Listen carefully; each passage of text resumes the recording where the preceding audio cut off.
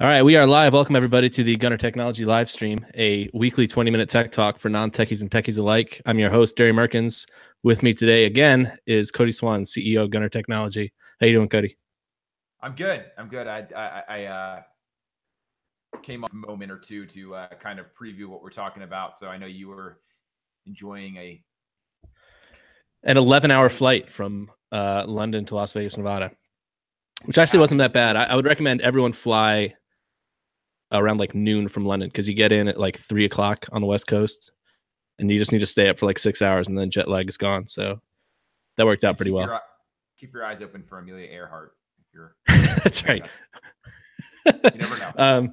So we actually have a bit of business to get to right up front. Mention again our sponsor, Country Short, who is a lifestyle brand for anyone who likes the outdoors. And we also are running a little contest on our Facebook page. Anyone is welcome to enter. So this week we actually have a winner for that contest, Mike R. from Columbus, Ohio. Go Buckeyes. So Mike won from us a Country Short hat, like you see Cody and myself wearing right now. So congratulations, Mike, on that, and keep an eye out for that in the mail. Yeah, I think we have like a scarlet and silver one that we can send out. So we might as well. Wait, am I wearing it right now? Or is it even more scarlet and silver than this one? No, this one is the one I'm having. The one I have is red and black, and the one you have on is kind of black, gray, and red. But I think we have like what I'm wearing with the mesh side with the with this is in silver and this is more scarlet kind of thing, and the lettering is in silver too. So Mike, that's coming your way, man. You're gonna love it. Get pumped. Pixar didn't happen. So this week, and I guess you already previewed it, so I guess we can jump right into it. But this week we're going to be talking about something that's been, it seems like it's really only been majorly in the news for the last couple months, but it's been around for a much longer time than that. But that's cryptocurrencies. So this week the question is, I guess it's more of a request, but or I'll turn it into a question. Can you explain cryptocurrencies to me like I'm a 5-year-old? Probably, but it'll probably take a long time. Although I guess 5-year-olds have a better understanding of transactions these days. Working those lemonade stands, getting those permits. The cryptocurrency kind of gets rolled into the idea of cryptocurrency gets rolled into a number of different concepts. The underlying one, which people really don't understand very well, is the blockchain. Kind of the way I explain cryptocurrency is in terms of banking, traditional banking. So that's why I don't know if a 5-year-old would understand this, but a financially responsible 5-year-old would probably understand this explanation. So when you go to send money, and when I say you, I mean anyone, especially across country borders, but really when you send money to anyone, there's a verification process that happens. That's why it's not instantaneous, especially like I said, if you want to transfer money across country borders, it's exceptionally long. You can actually wait like up to a week to transfer money across borders. But even when you send someone money via PayPal, or you wire someone money, or you make any sort of banking transaction, there's a lot of verification that goes on. And basically that verification is, to boil things down, twofold: that you have enough money in your account to make the transaction, and that you're not trying to make what's called a double transaction, like you're trying to kick off 2 transactions really quickly. So you have enough money in your account, but if you deducted that transaction, you wouldn't. So let's say you have like $5, and then you try to send someone money $5, two different people $5 really quickly. That's double spending kind of thing. So there's a lot of verification rules that goes into that. And a lot of it, especially when you cross borders, is done with human verification. There's kind of like a human checks the ledgers, which generally they're centralized. The ledgers are centralized, meaning the initiating bank has a copy of the ledger, and the target institution has a copy of the ledger, and they kind of check each other to make sure against the ledgers to make sure it can happen. These are centralized. So in the blockchain decentralizes that. So everyone who is making transactions has a copy of the ledger. So there's not a central aspect of control like a bank, like the banks have the copy of the ledgers. Everyone has a copy of the ledger. And instead of a bank verifying the transaction, um, actual machines, decentralized machines, verify the transactions. And so I'm going to kind of split off and talk about two different types of blockchains. And I know there's different flavors and there's even hybrid models. But when we talk about Bitcoin, which is the big one, what's called a POW, which is proof of work, is what we hear as mining. And so basically, when a number of transactions are kicked off, it fills a block. That's just a number of transactions. It's just like a container. A block is a container for a number of transactions. And so that gets verified. And again, anyone can verify because everyone has a copy of the ledger. So basically, every computer who's on the Bitcoin network, so to speak, can verify this transaction. It might be worthwhile to take a second and cover what verify actually means in the sense of cryptocurrencies and the blockchain as it relates to the traditional banking system and how verification works there. Yeah. So again, like in the traditional banking system, there's number one, it's not public how a transaction is verified. There could be human intervention. It could be machines only. You don't really know specifically how a transaction gets verified. With a proof of work, which is the mining, the verification is done based on a computational problem. And whoever solves that problem first, and it usually involves decrypting the information, just like decrypting is like making sure that it is what it says it is, kind of thing. Whoever can do that for the transactions in the block fast enough wins.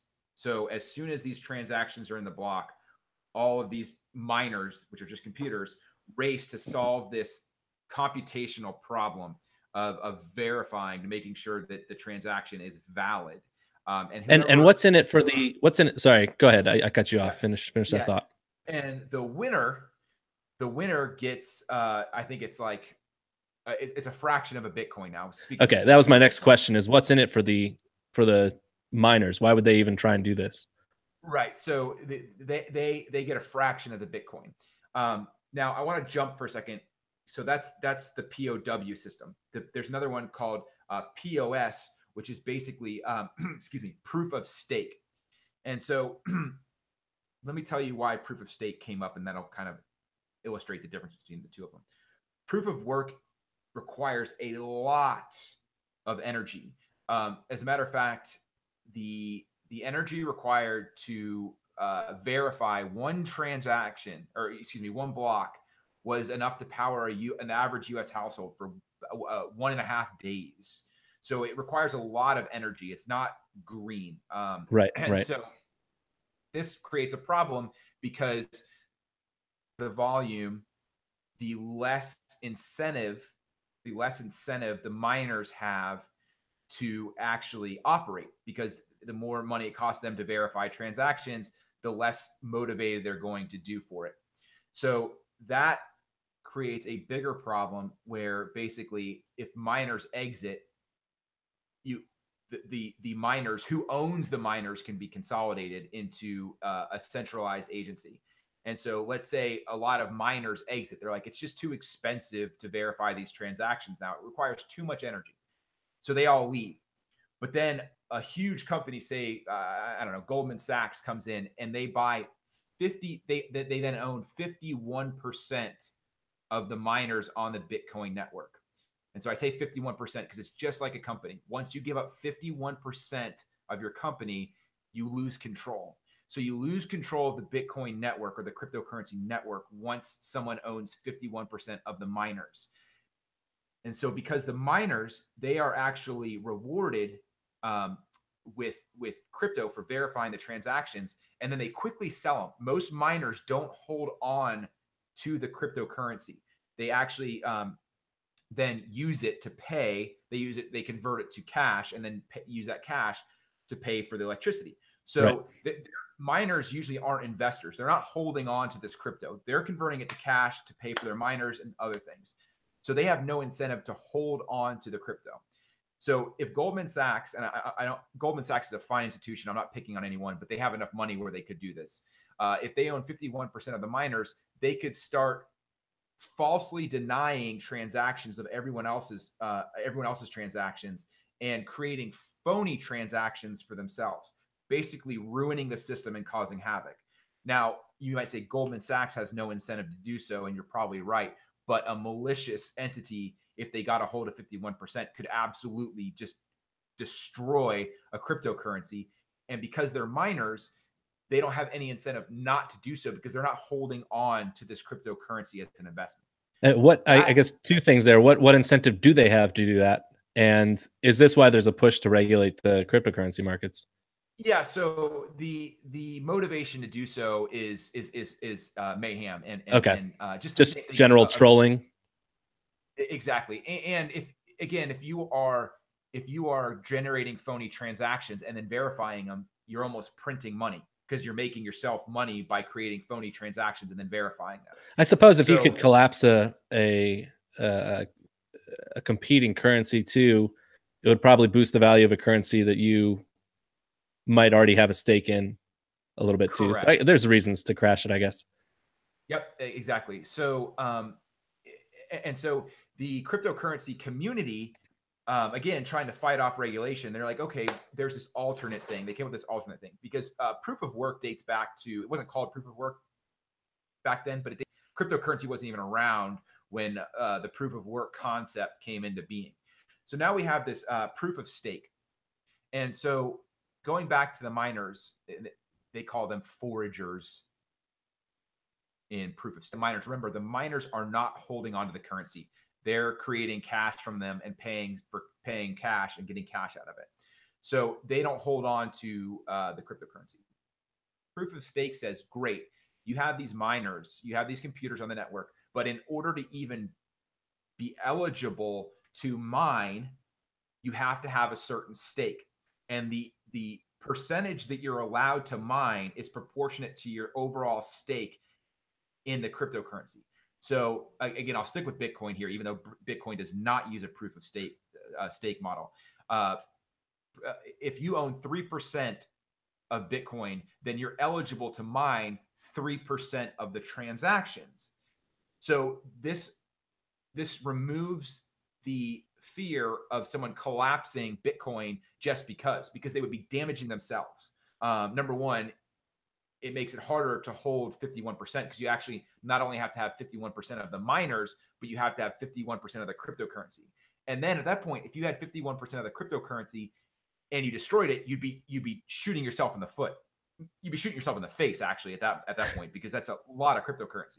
You'd be like the Joker So sitting on his stack of cash and just lighting it on fire. exactly. However, the problem with proof of stake is that encourages hoarding. And so it almost is saying don't use your cryptocurrency, which is weird because that's where cryptocurrency wants to be, is to be used as like the new cash. So it's got problems, and the other problems are a lot more technical, which I won't go into, but it's just important to know that there's two kind of models for the blockchain. There's the proof of work and the proof of stake.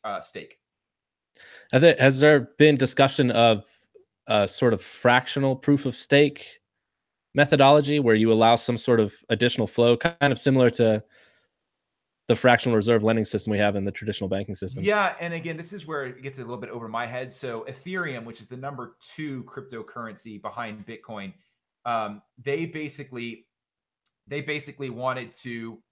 Hold on a second. Does my audio sound okay? Yeah. Oh, okay. There we Yeah. go. Oh, okay. And now your audio sounds a lot better. Interesting. Okay.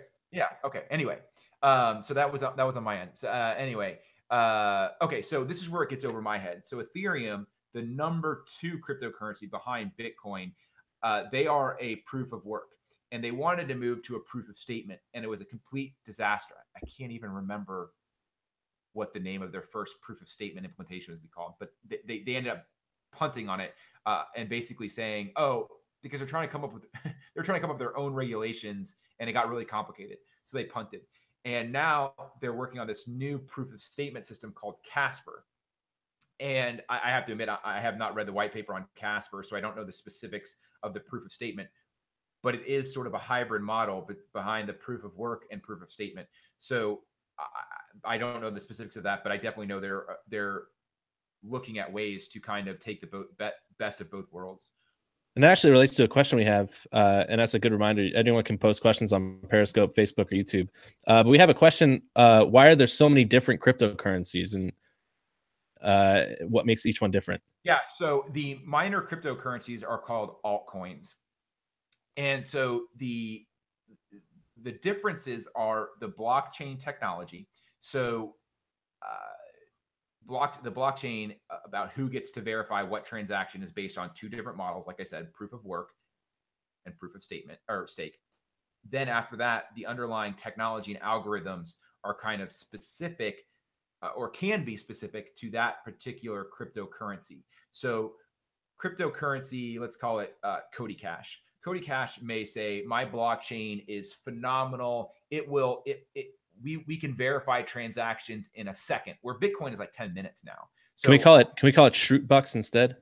Shrootbucks. So Shrootbucks is phenomenal, and it can verify transactions in under a second.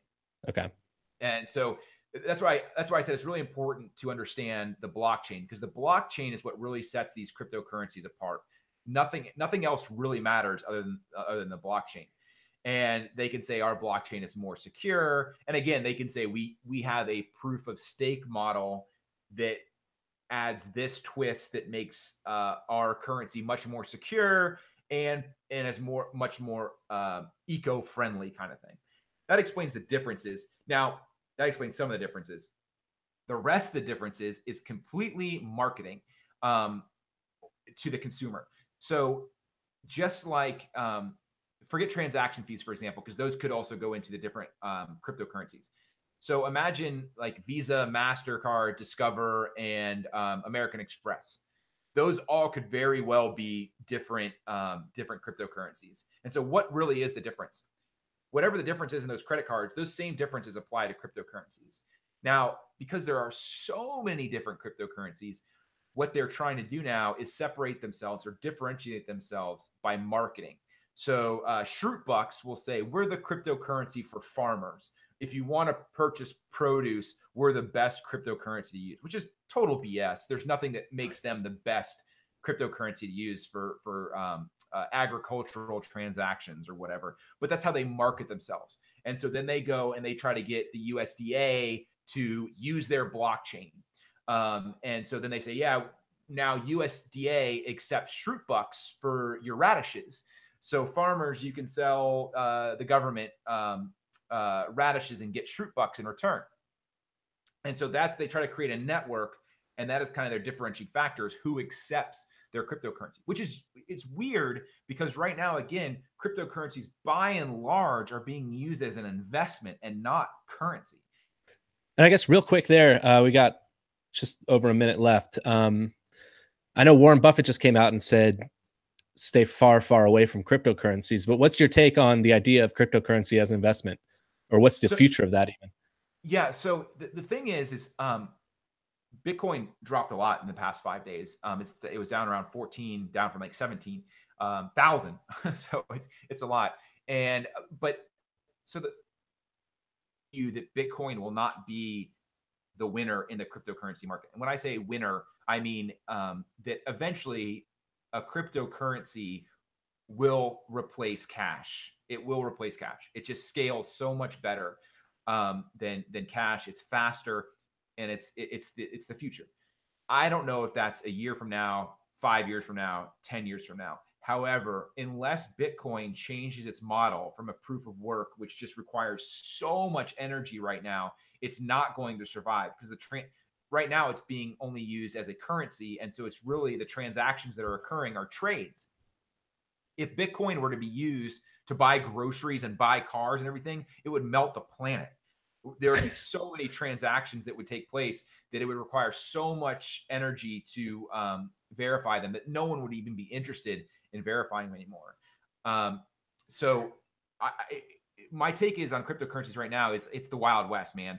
And like I said, announcements are big. So if you're on Shrootbucks, and Shrootbucks is like half a penny a coin, and then the USDA announces that they're going to support Shrootbucks, it's going to go up like 1,000%. So you can get rich quick. But the minute that USDA comes out and says, oh my gosh, Shroot Bucks were a disaster, we had all these problems, it's going to lose all its value. So you can make a ton of money, but you can lose all of that money, I mean, in the blink of an eye.